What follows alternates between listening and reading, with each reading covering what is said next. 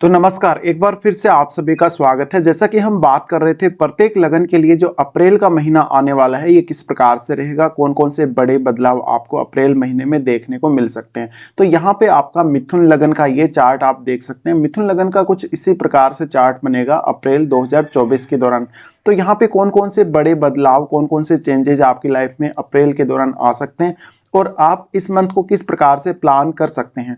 तो सबसे पहले हम देखेंगे आगे बढ़ने से पहले गोचर को, उसके बाद कुंडली की जो प्लेसमेंट आपको नजर आ रही है उसके हिसाब से बात करेंगे। देखिए गोचर में अगर हम बात करें सूर्य की, तो सूर्य 13 अप्रैल तक मीन राशि में रहने वाले हैं। इसके बाद इनका गोचर मेष राशि में होगा। बुध मीन राशि में रहने वाले हैं। 2 अप्रैल से 25 अप्रैल तक ये मेष से मीन में वक्री भी रहेंगे। इसके अलावा शुक्र मीन राशि में गोचर करेंगे और 24 अप्रैल से मेष राशि में प्रवेश कर जाएंगे। मंगल का गोचर कुंभ राशि में होगा और 23 अप्रैल से ये मीन राशि में प्रवेश करेंगे। इसके अलावा गुरु मेष राशि में गोचर कर रहे हैं, शनि कुंभ में और चंद्रमा 1 अप्रैल को धनु राशि में गोचर करते हुए दिखेंगे। इसके अलावा राहु मीन में और केतु कन्या राशि में गोचर कर रहे हैं।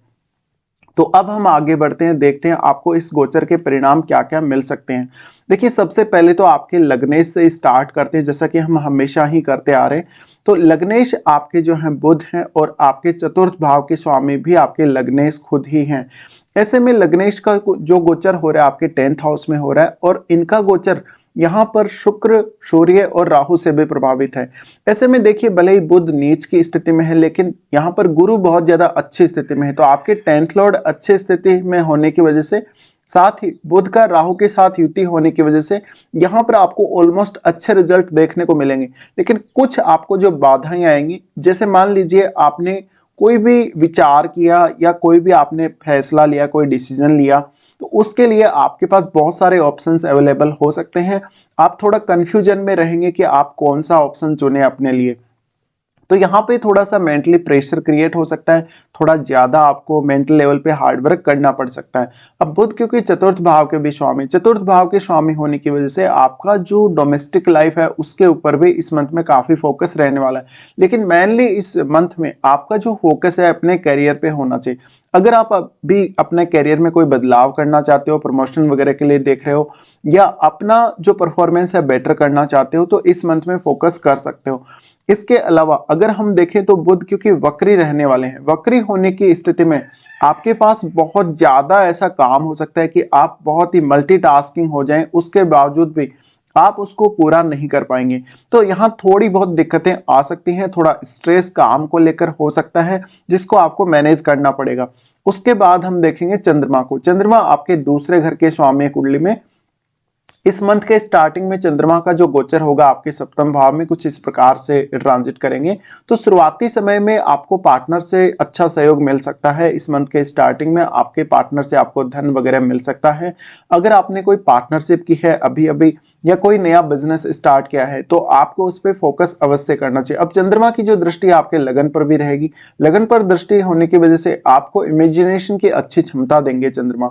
साथ ही कोई भी निर्णय लेते समय आप अपना पूरा का पूरा जो टैलेंट है वो उसमें झोंक पाएंगे। यहाँ पे चंद्रमा उसके बाद जाएंगे आपके 8वें भाव में। 8वें भाव में चंद्रमा का जाना, जब सेकंड लॉर्ड होकर चंद्रमा यहाँ स्थित होंगे तो आपके लिए कुछ हद तक धन या कोई प्रॉपर्टी के अच्छे चांसेस बनाएंगे। साथ साथ में आपके आर्थिक स्थिति में बहुत बड़ा उतार चढ़ाव इस समय आ सकता है। तो यहाँ पे ज्यादातर केस में आपको फायदा होने के ही चांसेस हैं। उसके बाद चंद्रमा का ट्रांजिट होगा आपके 9वें भाव में। 9वें भाव में चंद्रमा का ये ट्रांजिट आपको थोड़ा सा स्ट्रेस दे सकता है, थोड़ा सा काम करने में दिक्कतें आ सकती हैं। देखा जाए तो आध्यात्मिक प्रवृत्ति का ज्यादा विकास होगा और आपका जो मेंटल लेवल है वो काफी स्ट्रांग होगा। तो ऐसे में आप कोई ऐसे काम के लिए प्लान कर सकते हो जहां पे आप डिसीजन नहीं ले पा रहे हो। भले ही यहाँ पे चंद्रमा शनि के साथ रहेंगे लेकिन मंगल और शनि दोनों के साथ रहने की वजह से आप में थोड़ा गुस्सा और जिद हो सकती है। इसके बाद हम देखेंगे सबसे महत्वपूर्ण ट्रांजिट जो कि सूर्य का है। सूर्य का ट्रांजिट अगर आप लोग देखेंगे तो 13 अप्रैल तक ये मीन राशि में गोचर करेंगे। थर्ड लॉर्ड होकर मीन राशि में गोचर कर रहे हैं। तो देखिए अगर अपना प्रोफेशन में आपने कोई इलीगल काम नहीं किया है तो इस समय निश्चित रूप से आपको कोई भी चिंता की बात नहीं है। अगर आप कोई इलीगल काम कर रहे हैं या कोई स्पाई जैसा, जासूसी जैसा काम कर रहे हैं, तो आपको इस समय परेशानी आ सकती है। अगर आपने कोई रिसर्च या कोई ऐसा फील्ड जैसे कि टाइपिंग वगैरह से रिलेटेड है, या कंप्यूटर प्रोग्रामिंग से रिलेटेड है, या जो जो गेमिंग वगैरह से रिलेटेड कार्य हैं वो, या ऑनलाइन किसी भी प्रकार का काम है, टेक्निकल लेवल पे किसी भी प्रकार का काम है, उन कामों पे आप ज्यादा से ज्यादा फोकस करके चल सकते हो। साथ ही यहाँ सूर्य और राहु का युति बन रहा है, तो बॉस के साथ थोड़े संबंध बिगड़े हुए रहेंगे। तो देखा जाए वैसे अगर हम, क्योंकि लग्नेश की जब हम बात कर रहे थे बुध की, तब भी हमने यहाँ देखा कि आपके ऊपर थोड़ा प्रेशर ज्यादा ही क्रिएट होगा इस मंथ में। तो यहाँ पे मेनली जो इस मंथ में आपके फोकस में रहना चाहिए वो आपका कैरियर, आपका जॉब, ये सब फोकस में ज्यादा रहने चाहिए। अब सूर्य का जो दृष्टि है आपके आएगा चतुर्थ भाव पे। चतुर्थ भाव पे सूर्य का दृष्टि आने की वजह से फैमिली वालों के साथ थोड़े मतभेद हो सकते हैं।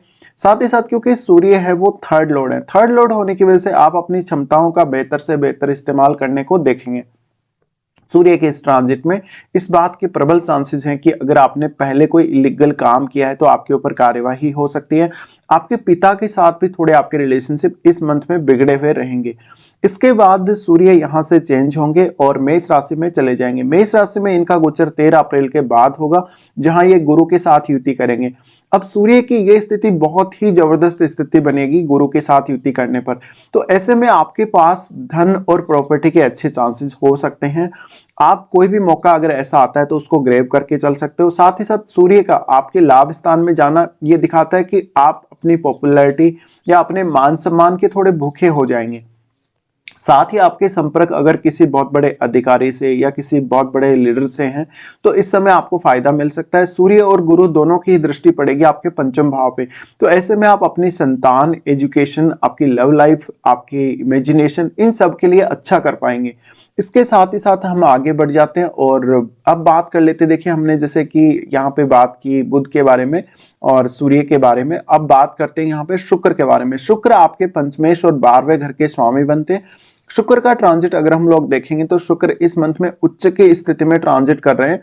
हालांकि ये 24 अप्रैल से मेष राशि में भी प्रवेश करेंगे, लेकिन ऑलमोस्ट इनका जो ट्रांजिट है लगभग पूरे महीने ही अगर हम देखें तो मीन राशि में रहने वाला है। मीन राशि में रहते हुए यहाँ पर देखिए पुरुषों का अगर चार्ट हो तो उसमें उनके पार्टनर के साथ काफी मतभेद नजर आ सकते हैं, पार्टनर के साथ काफी आपको दिक्कतें नजर आ सकती हैं।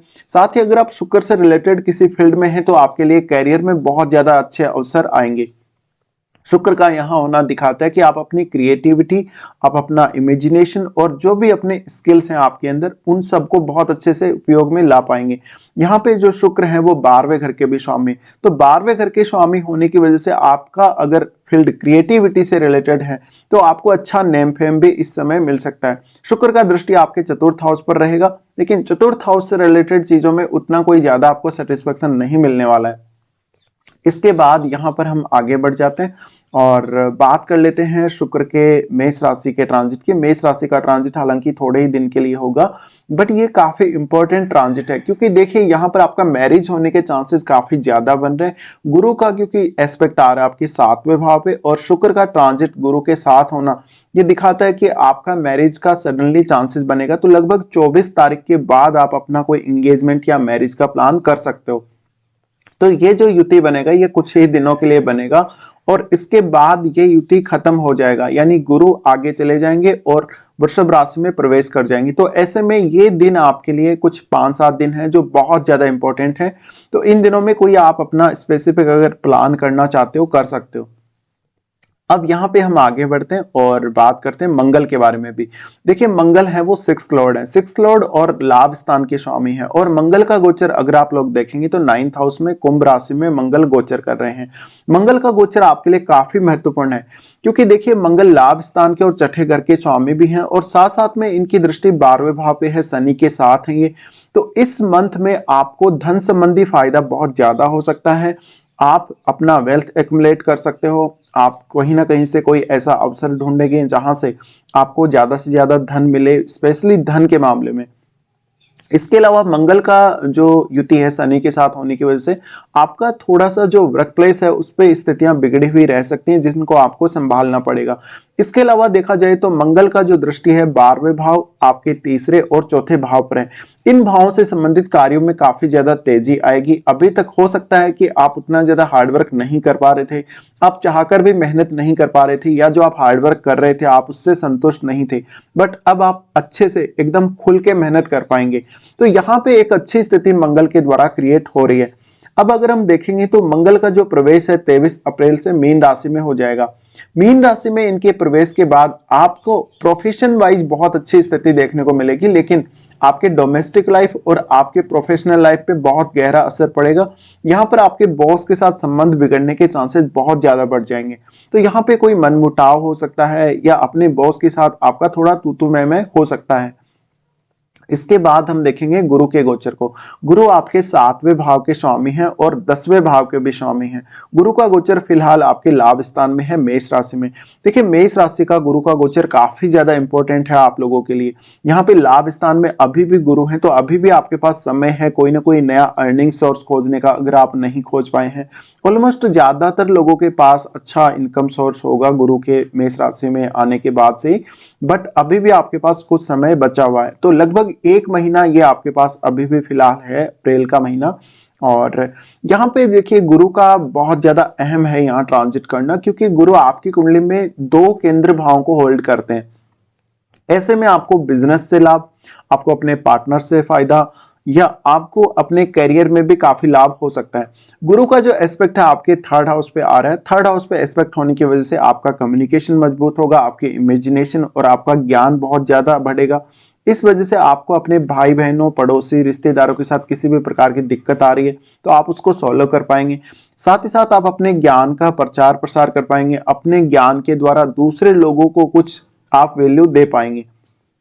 इसके बाद यहां से देखिए गुरु का जो यहाँ एस्पेक्ट है वो आपके पंचम पे आ रहा है। पंचम पे एस्पेक्ट होने की वजह से संतान पक्ष को लेकर अगर आप अभी तक चिंतित थे तो संतान पक्ष को लेकर अच्छी स्थिति बनेगी। साथ ही साथ संतान आपका साथ देने वाली होगी। इस समय आपका संतान का योग भी बहुत स्ट्रांगली बना हुआ है। साथ ही आपकी लव लाइफ या हम बोले मैरिड लाइफ आपकी अच्छी चलेगी।